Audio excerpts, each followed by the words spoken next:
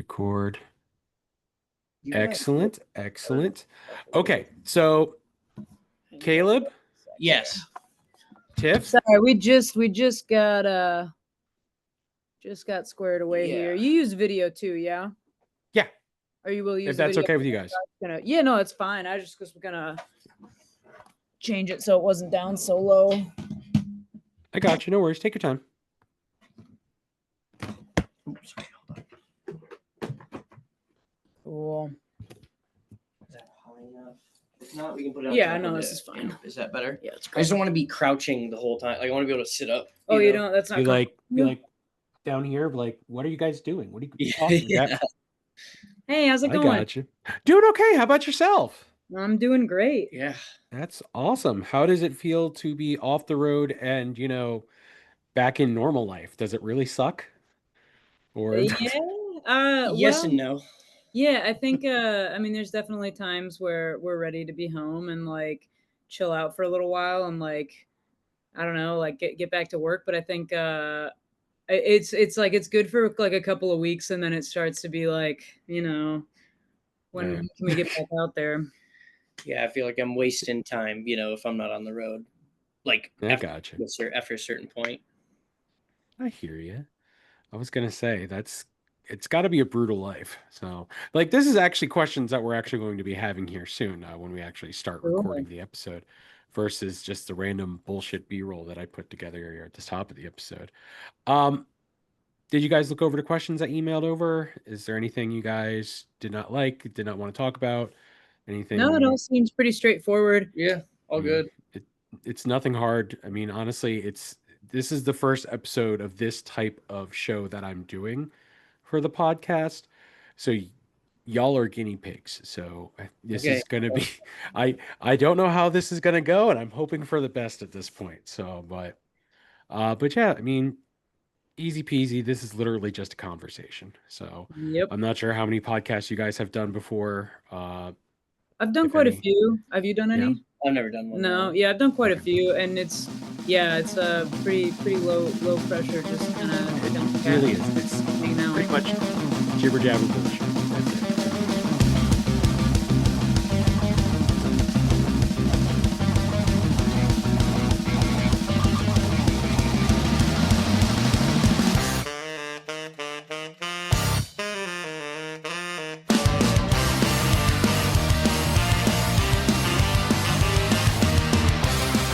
Welcome back to First, Last, and Best.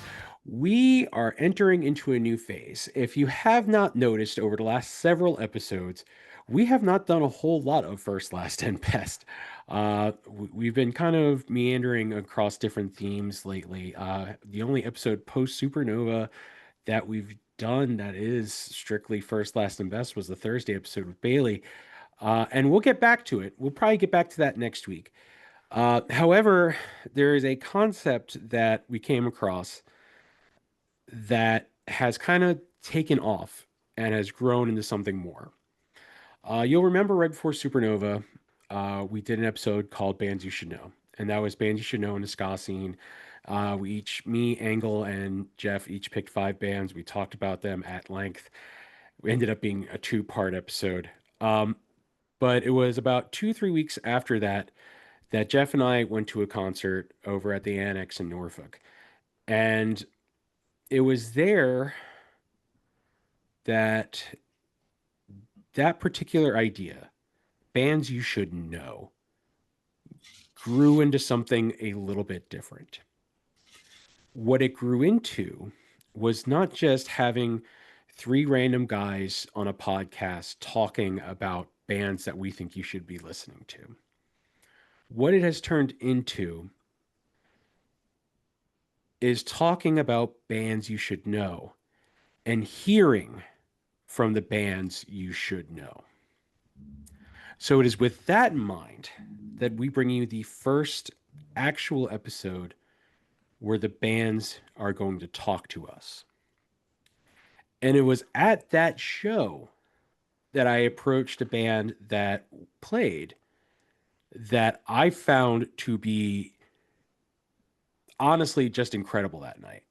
It was a ska show, but they weren't a ska band. It threw me off at first, but after listening to the first few songs, it they belonged. They were there. And honestly, I'm excited. So with that in mind, I have to introduce our band that you should know. They're going to be touring this coming October and November in support of Weekend Friends. They're going to be opening up for Hot Mulligan, the starting line at Arm's Length on December 6th in Detroit. Their latest album, Junior, came out this past April and is available on all streaming platforms. Ladies and gentlemen, making their first, last, and best debut, we have Caleb and Tiff from Rodeo Boys. Welcome to the show. Thank you for joining me, and thank you for being a band that people should know about. Thanks for having us. Yeah, thank you. Yeah. Not a problem. So, where did you guys get your start? Like, how did you guys? I'm going to say you guys a lot because, that's just how I address a group of That's people. great. Um, how did Rodeo Boys form? Is basically what I'm asking. So, yeah, I had started a band before this band that I was playing around with, and it was just kind of for fun. We were doing like a little bit heavier, like grunge tunes, but still kind of in the same vein.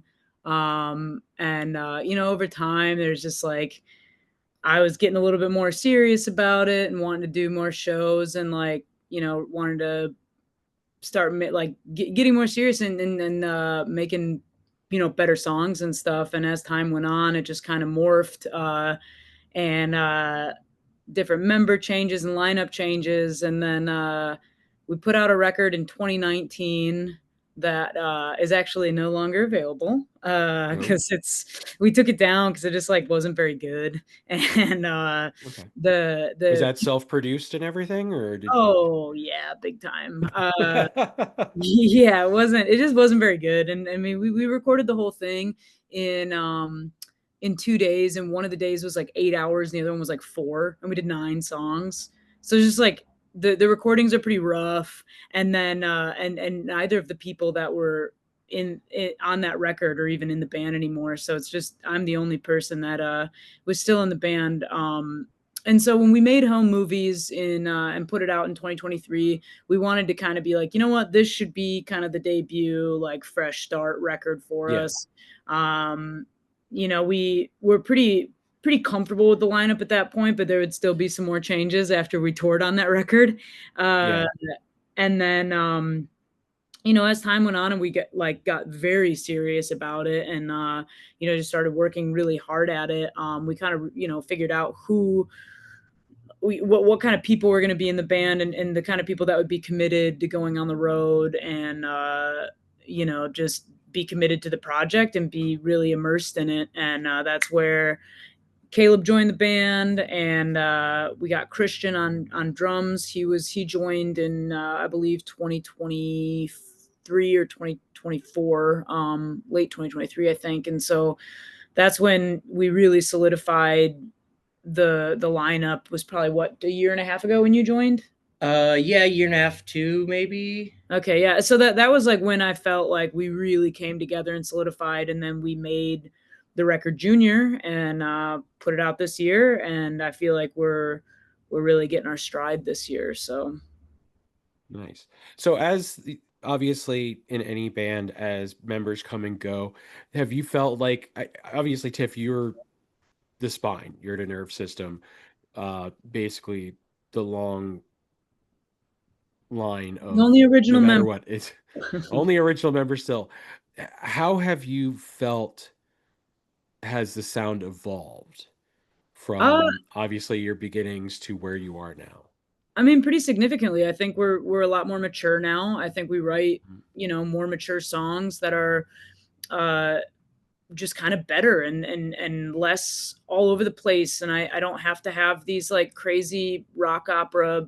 I know that like even with Cowgirl in the Dark, it still kind of does toe into that a little bit, but I feel Yeah. like we're much better musicians now, and I feel like we're writing songs. I write what I want to write, and I'm not worried about trying to fit it into a box. And also like the songs just come across as like better, and they're less Yeah. sloppy, and also like, having Caleb join the band, like a phenomenal songwriter, and Thank you. yeah, and that was like kind of the big, because he's not he's the lead guitar player, but he's not a guitar player first. You know, he's a songwriter first and singer, and he had another band where he did that in, and that was like one of the big things. I loved that your old band, Yeah. and I was like, I want you to bring some of that energy into this project, and we'll be so vocal focused, and the lead guitar will be less 80s hair metal noodle fest and more complementary to the songs. And so Yeah. that's what I think we've achieved, and I think our sound has only benefited from lineup changes. Nice. I was gonna say, having listened to home videos, which I have, I was actually listening to that earlier today, and then going into junior, it honestly felt like a step up in the writing as well as the actual guitar work. And I gotta say, I love your bass player. As a bassist, I love your bass player. Well, do you want to He's hear phenomenal. something actually interesting? What's Caleb that? wrote the bass parts for home movies before he ever joined the band. Yeah, Yeah. we long That's time funny. we worked together for a long time before I was ever even in the band. I Yeah. we just kind of scene mates. Like we had our band, so we'd obviously run into each other and we Yeah. collaborated some and stuff. And yeah, I love Doty's bass playing. He's my favorite bassist that I've ever met. I love working with him. He was in my last band, the one where like Nice. we all kind of met and connected and stuff. So Yeah. I was gonna say he's watching him play, he's very, very good. He's So so good. Yeah. yeah, it's funny. He took the bass lines that I wrote on home movies and then redid a couple of the tracks and the way he yeah. plays them now, and they're so much better than I came up with. I'm like, he should have done this from the start. Hey, you know what? That's kind of the whole point of like writing music together is eventually like you take what is there, you kind of just mess with it, and sometimes it's better, sometimes it's a hell of a lot worse. I've screwed up a lot of songs with my bass. So Tiff, since you're the only surviving original member, has Rodeo Boys been the name of the band the entire time? Where has that name come from? Is there like a story to this or Yeah. So I guess the so I do kind of separate the two bands, even though when we put out Cherry as Rodeo Boys, we used some songs from the other band. I would say so. The band that it was before was called Half Tongue, and it's a different band. It's a different thing entirely. So that yeah. was the guy in the band that our bassist that was in Half Tongue. His dog had to get like a surgical procedure done where they cut off half of her tongue, Oh and my God. so that's what we named the band. And but then as time went on, and the lineup changes happened, and just like I don't know, I wanted to kind of rebrand, and also like I was writing different songs, and I really feel like I left that band kind of back, and I wanted to do a new thing, and so came up with Rodeo Boys. And yeah, I mean it mostly just comes from like we're just like a bunch of country hillbillies, like I like to go to the rodeo, I like western shit, I like we I all love the county fair. You know what I mean? Like exactly. Yeah. Yeah, I like working with my hands and stuff like that. I live in rural Virginia, man. All right. Trust me, I understand. yeah. So we're from Lansing, but we all grew up in really small rural towns outside of Lansing, and I grew up in a town with a population of less than like 1,400 people, and I yeah. didn't even live in town. I lived outside of town, so it's like that rural kind of like blue collar vibe is really like it's not like a trope. That's just like who we are, and so that's kind of where the name came from. That's awesome, though. I really like that about the band too, especially living in a rural community and growing up in this area, especially in Virginia. It Mhm. resonates. So, Yeah, yeah. you I guys, figured it might with some people. That's the yeah, goal. that'll resonate in the South. I'll tell you that much. Y'all might be from Michigan, but it resonates in the South. So, Hell yeah. uh, so let's kind of move into obviously you guys are signed to Don Giavoni. Yeah. When did that happen, and how exactly did that come about for you guys? Yeah, so Joe actually lived in Lansing for a little while. He was teaching at MSU. And so he lived in Lansing for a little while, and actually his ex-wife used to come into the coffee shop I worked at, and would she actually came to a half tongue show at one point. So like Yeah. kind of like I knew of him and I like talked to him through that and stuff. And then our manager Scotty was a longtime friend. So, you know, he pitched us to him and he gave us an offer and was willing to put out the record. And yeah, we signed. So we put out home movies on Don Giovanni. That record was completed in 2021 or 2022, and then we waited on it for a full year before we could put it out just so it would work with his timeline. Yeah. But yeah, we love Joe, we love Don Giovanni. It's such a rad label to be on. A lot of really awesome like legacy there. So I was gonna say, was signing with a label something you guys had always wanted to do? Was it just kind of something that came out of the blue for you? I mean, was this just like, you know what, we're having a good time, but hey, this is all of a sudden happening?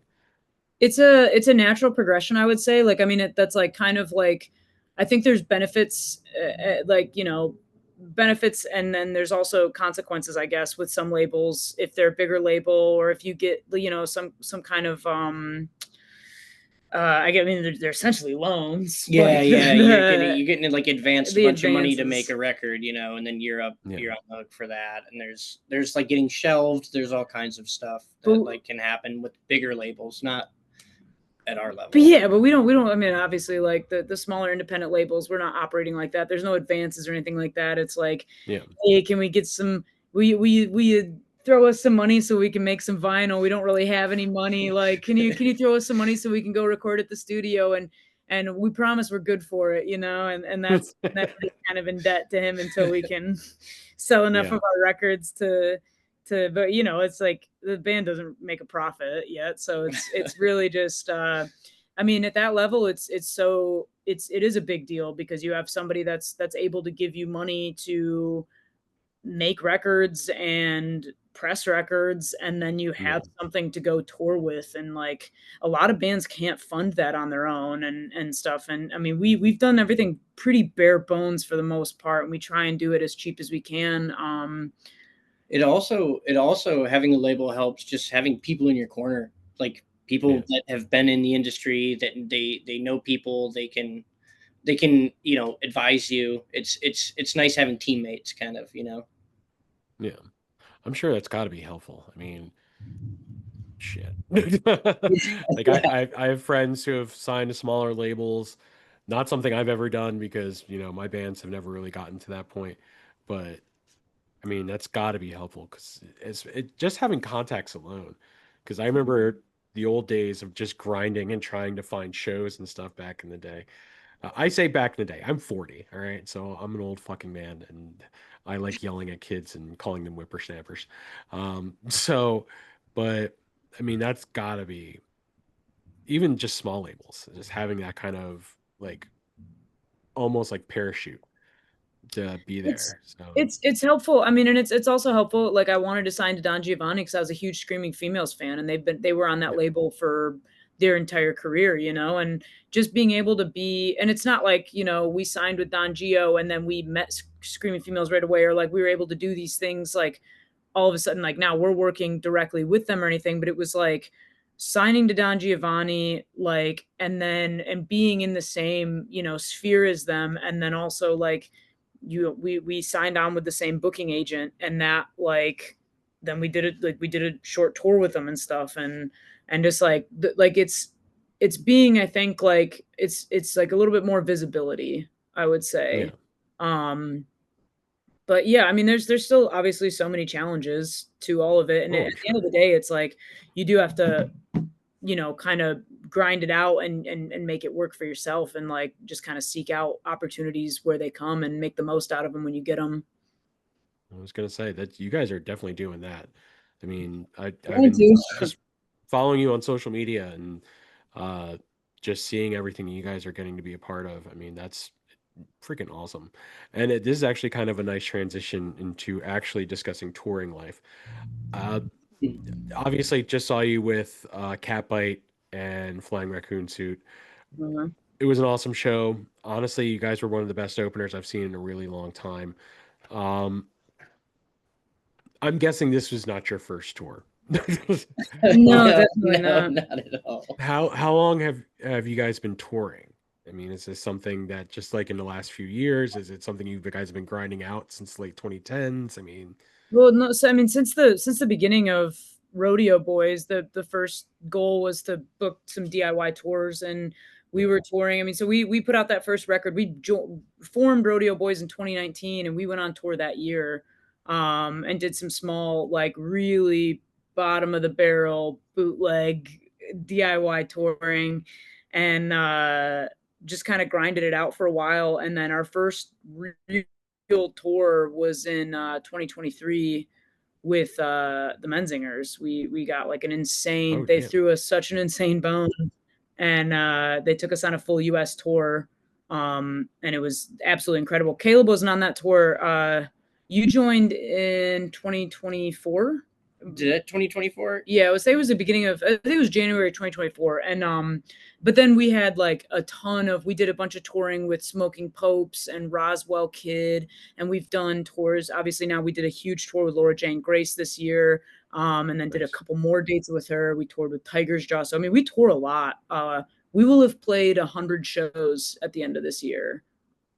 So That's a hell of an achievement. Damn. I All right. mean, So Thank you. how does we're that like learning. Yeah. obvious shoot, grinding out? That's phenomenal. It really is.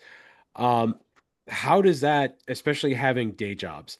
I saw you posting on social media earlier, Tiff, that I'm guessing you work with like a tree company at this point I because do, it yeah. looked like Caleb yeah. actually worked there for a little while too. I've worked there for about 8 years now. My boss is so awesome. We're like family, and he knows that like the band is my number one priority, and we just have a really great relationship, and he lets me kind of come and go and do what I have to do, and there's always going to be work for me when I'm home. So Oh, yeah, I'm nice, an arborist, and I work with him. nice. Yeah, we That's awesome having that kind of. Go ahead, Caleb. Sorry. Oh yeah, sorry. I was about to say we try not to work together, but I think the tree care company is good. Is if I was hard up, I think I could honestly hit them up and they'd let me in too. So it's like yeah, that's a good gig. That that's awesome. I was gonna say I work in pest control, so I crawl under houses all the time. Nice, Yeah, nice. yeah. It's all the fun of the fair. So I'm guessing, like at this point, from your DIY tours to where, like, is there much of a difference between like those first couple tours? Like, I'm guessing struggle busing everywhere to what you're doing now. I mean, I'm assuming it's still probably a bit of a struggle as well because like you guys are still grinding everything out.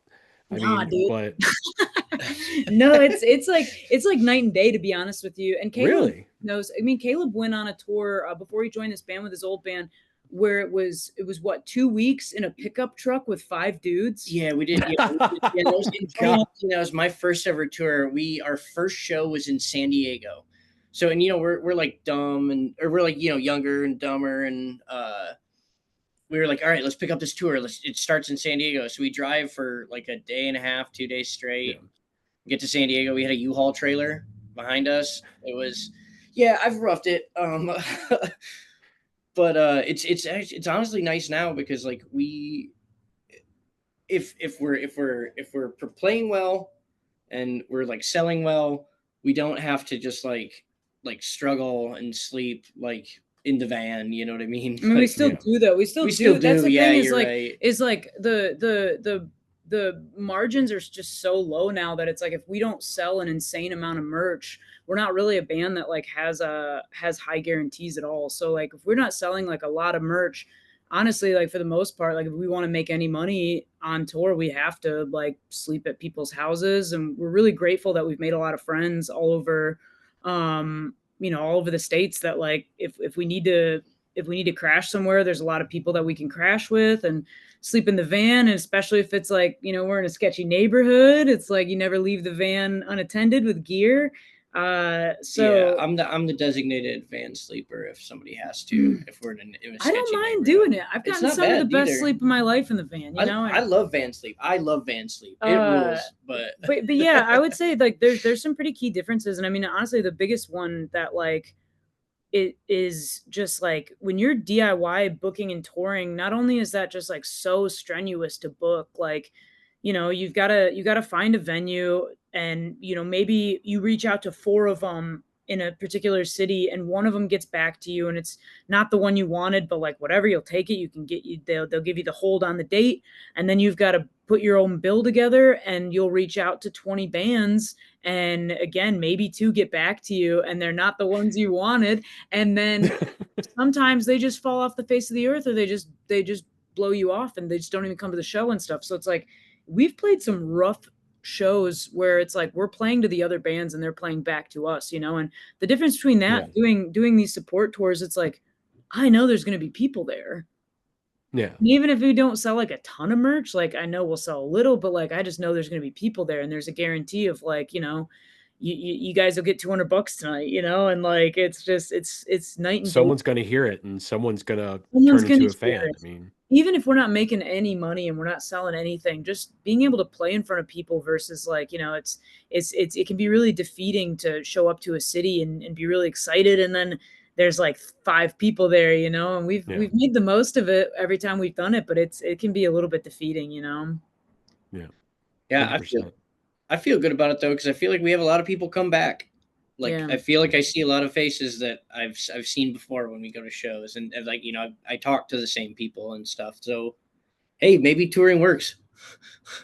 You know, It's got to. I mean, especially this day and age where honestly it feels like it may be a little bit easier now just with the advent of social media and Oh, it's I'm so going much. once again I going to think it's sound like an old man, nah, man. I but think it's so with much the harder. internets and I think it's so much harder now because of the internet, because I think like so many people, there's so few people, like a lot of venues have closed post COVID. I mean, especially in Lansing, we're seeing it pretty hard. And then there's just like the younger generation isn't really going out and they're not really starting bands and stuff. They're doing a lot of like in like social media content, and that's like they're hanging out with their friends kind of more virtually than like actually in person. And so yeah. personally, I think like I've noticed a change even just from like, playing locally and going to shows as like a young adult and as a teenager and stuff to like now it's night and day different.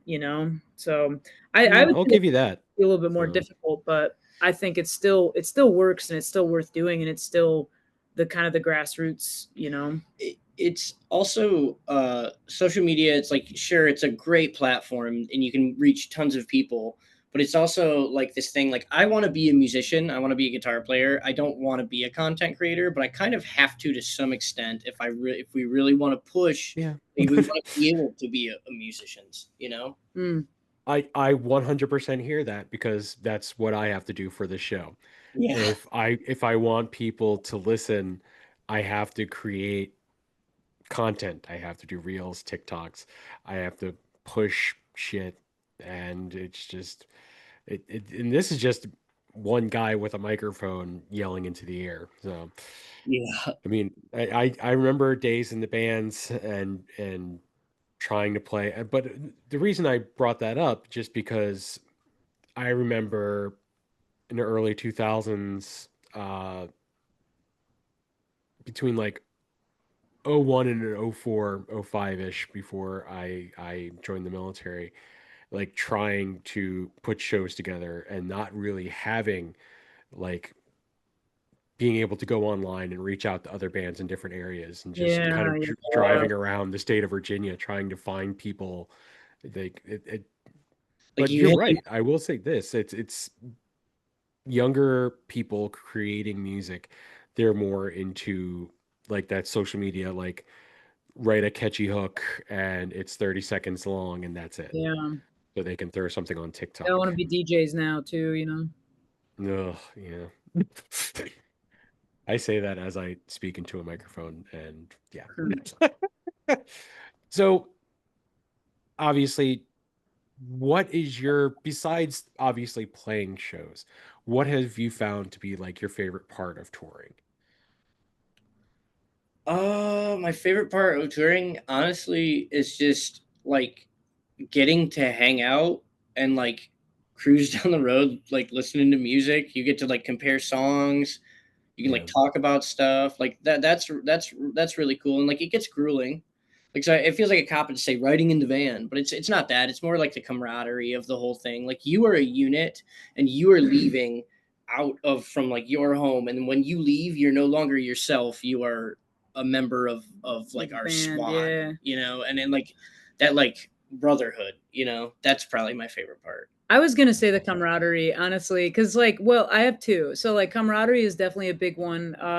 Because like we really do like we look out for each other, and once we leave home together as a unit, yeah, like we are very much like, has everybody eaten? Are you feeling okay? Like, what's going on? And we also just like are goofy together, and like we Yeah, get back to the hotel room, and if we're lucky enough to get one that night, and then we're just giggling and being stupid with one another, and it's like being at camp all the time, and we're that's so awesome. fortunate that we all get along really well and love each other, and it's not we didn't get that on the first go. There's a reason the lineup has changed so many times, but also like me and our drummer Christian like really take initiative to like go do cool things where we are. So like if we're in Memphis, we went and saw the Bass Pro Pyramid and stuff, and like if we're Yeah, we're going to Corpus Christi, and like I really want to go see the Selena Monument and stuff. Like there's just yeah. anytime we're somewhere, Grassy Knoll in Dallas and stuff. When we're somewhere, we want to go do the thing that's like of that place or eat the regional food and stuff, and I really like doing that. I was gonna say that's probably be my favorite thing. It's just I'm an eater, so being able to just jump around the country and to especially local places, especially down in Texas. There's some strange foods out there. There's some strange like claims that people will like stake their flag in of like what was it called, like a garbage plate, The yeah, trash in is it uh, Rochester? There's like these things called garbage plates. They sound not good, but everybody, that's like their thing there, and it's or like I a like think I've like heard of this. Skyline Chili or something like that. yeah, yeah, Skyline Chili in Cincinnati. The regional foods are really something. Yeah, I got to try oysters for the first time on tour. I never would have. Oh yeah, We were down on the coast, so yeah. They're something. yeah, I Depending how they're love made, man, they can be very good. But it. I've had some bad oysters before. Yeah. So, what has been your favorite tour you've done so far? Obviously, you mentioned the Menzingers. You've toured with Catbite. You said Screaming Females. I mean, is it just like I your don't last want to tour look was your favorite anybody. I tour, don't or want is it? to like. Well, I don't want to like. I have like a favorite tour, or like I guess like a most impactful tour. But it's like I don't want to like alienate anybody that's taken us on tour. It's been such a huge thing for us, and like we're so Yeah, appreciative of it.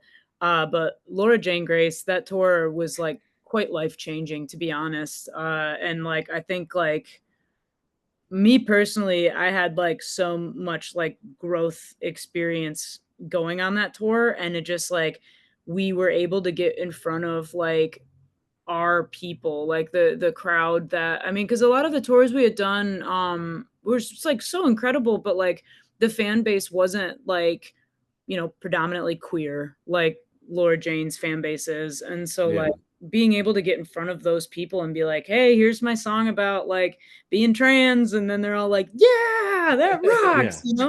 It's like is just like really moving and really special, and like yeah, it just was, and we got along so well with them, and it That's was awesome. just like the camaraderie between the two bands, and we were like pranking each other and stuff, and it was just like yeah, that was been my favorite tour and been like the most special tour. I What gotta about you, Caleb? I gotta second it, but I feel like I should give a different answer. But If everything. it's your answer, it's your answer. I mean, I'm not gonna. Oh man, I Do you have a runner I up? have a runner up. Yeah, I got a runner up. So I Okay, second everything Tiff said. Um, okay, and that's the first tour I went on with the band. It was with the Smoking Popes, and it was just it was things went wrong. Like we broke down before, and like I promise, I'm gonna get to like the good part of it. But like we like broke down. It was like my first like I think my first show I ever played with the band was Yeah, like we broke down on the on way. the way, and then like we just like made good friends and stuff. But before they had just gotten off the Menzingers tour, and I just joined the band, and they're all talking Yeah. about like, dude, it's like it's gonna be like they're all like they're used to bus chasing, Like, yeah.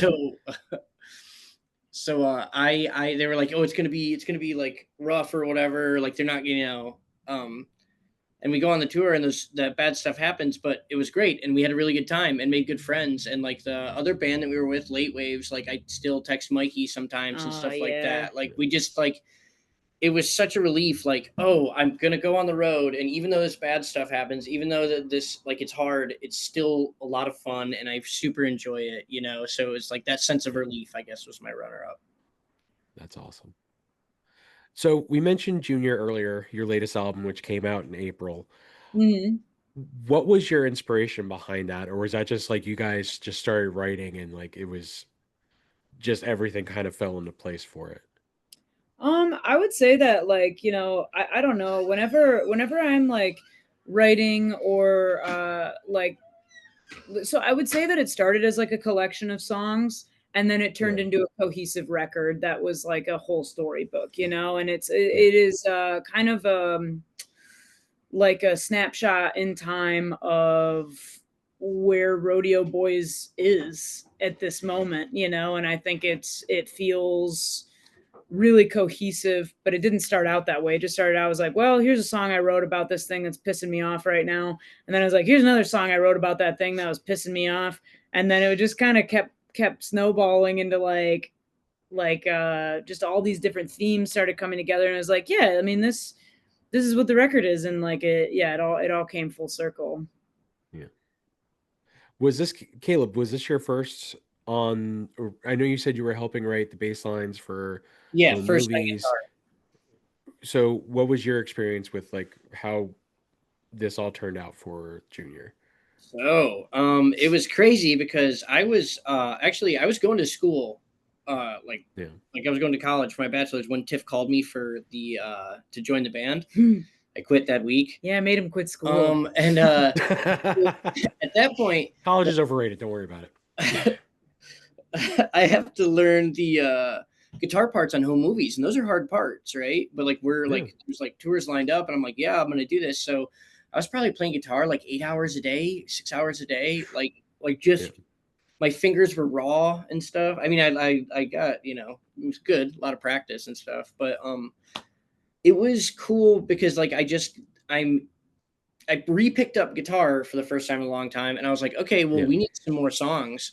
So I had to like bring stuff to the table. And I was like, I haven't written a song in like 2 years at that point, and then so I like I got to wipe the dust off. I wiped the dust off my playing and stuff like that, and Yeah. it just it felt cool to contribute and to be like, oh, I've always heard Rodeo Boys, but like now I like actually wrote like the kind of main bones of a couple of the songs. Yeah.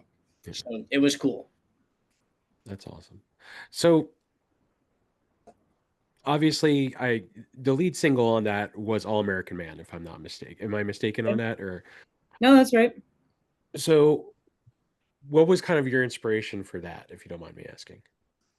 I mean, it's pretty self-explanatory in the song. I mean, it's definitely about my own struggles with gender identity and fitting in, to the being a square peg in a round hole, and growing Yeah. up in rural America as not seeing a lot of representation in media or around you and feeling really alien, and then having finding love and support and being loved for exactly who you are, and just like how beautiful that is. And then there's a Laura Gilpin poem, The Two-Headed Calf. I use that imagery quite a bit in that, and I'd recommend looking it up if you haven't. It makes me cry whenever I read it. It's very beautiful, and yeah. So I use that to kind of like as a bit of a metaphor for, gender identity stuff. Yeah, I gotcha. All right. I was gonna say Junior's a hell of an album. I kind of wish I bought both of your vinyls after I saw you guys, Oh, but at that point I could only afford one. So I did end up buying home videos, and so hopefully you guys come to Virginia again, and then I'll Well, I'm buy it sure from we you guys will. then. I was gonna say it would be great to see you guys play again because me and Jeff were standing there and we're like, okay, all right, this was a ska show. This is not a ska band, but at the same time, it works. You We guys played played. Virginia a couple of times this year, and I think between like this year and last year, I know we've played Richmond, and I know that yeah, we've played a few times, so we love it over there. I was gonna say I do like it down here. I'm originally from New York, but I've been living in off and on in Virginia for probably 30 years. So, Nice. like I said, I'm old. So, um, are you guys already working on what's next on the next Yeah, album, or is it just kind of, oh, yeah. okay. right, I was, right here. oh, see, guitars right there. So yeah, you're working on it literally right now. Uh, what like what's your process like for after coming after Junior? I mean, is it just kind of like you guys are hitting the ground like we still have so much more to say, or Yeah, I mean, I've always got a lot to say. I've got a big mouth, and I think I'm kind of of the philosophy, like, I really like just continuing to just like put out, like, I love songwriting and stuff, and like I yeah, love to I think I feel some pressure to like continuously release things.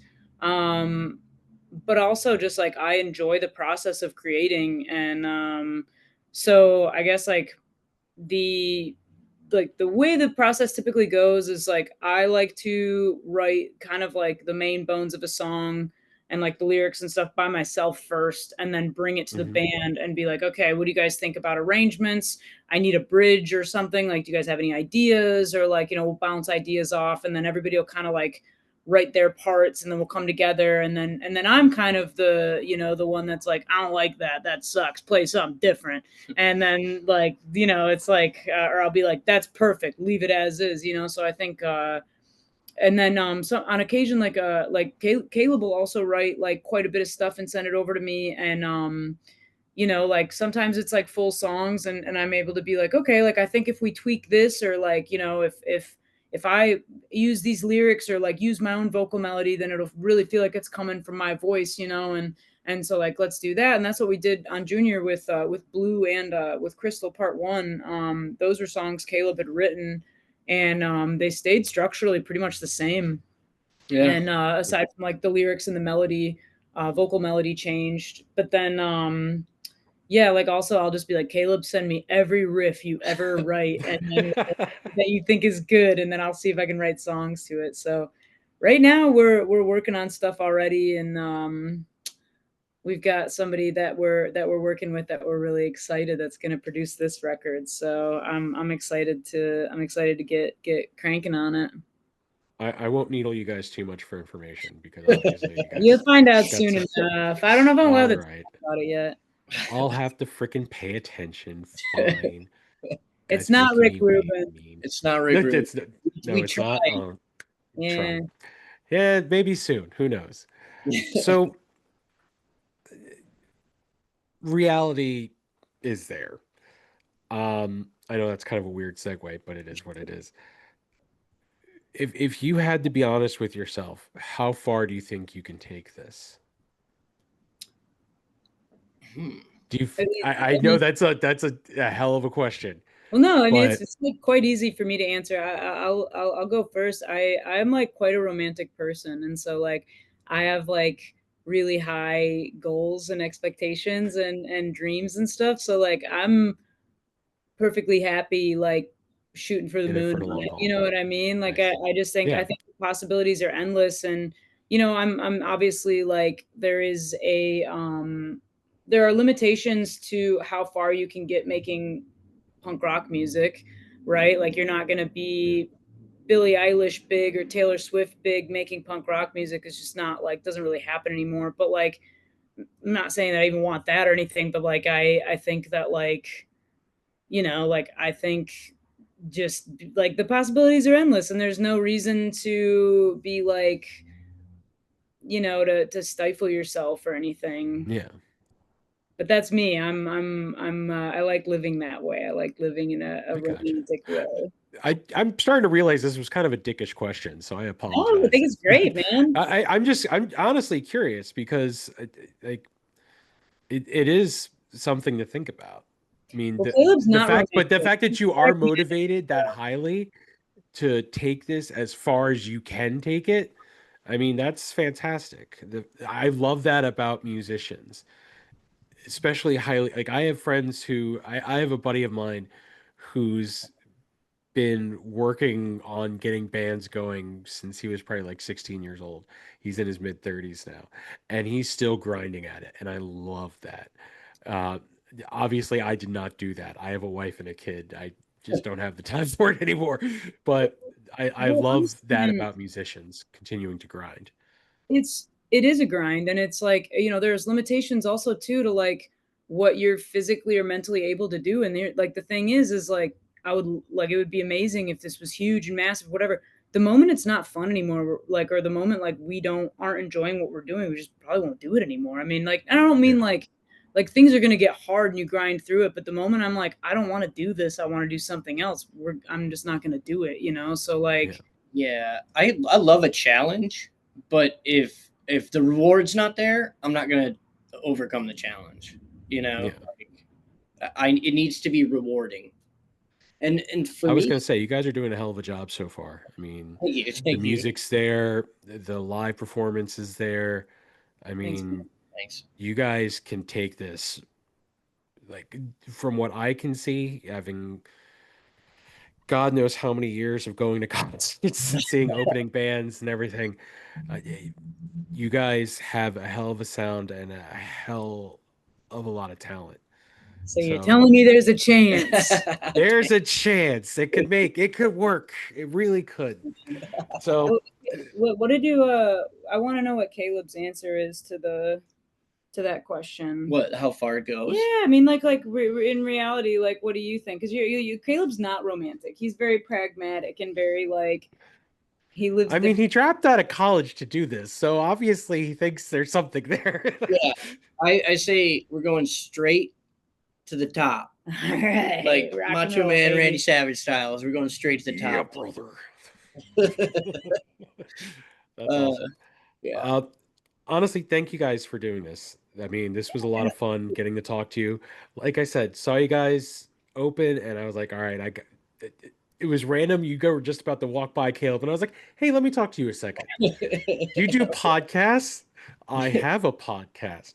So I really do appreciate you guys coming on and talking and really kind of explaining more about the band. And honestly, the more I learn, the more I hear from you guys, uh, it's really freaking awesome. Well, I thank do have one last question for those who are listeners of the show.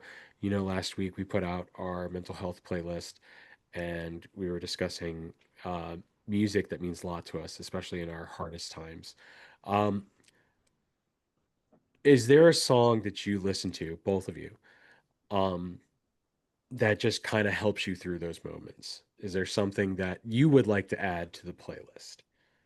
Yeah, I don't mean to make this whole podcast about Laura Jane Grace, but uh I have been listening and referring to this song very often, the swimming pool song, and so I'd like to add that because that's been one that I keep going back to, and more recently, kind of going through it and just like looking back to that song and being like, all right, like get through this shit, and Yeah, yeah, so that's my contribution.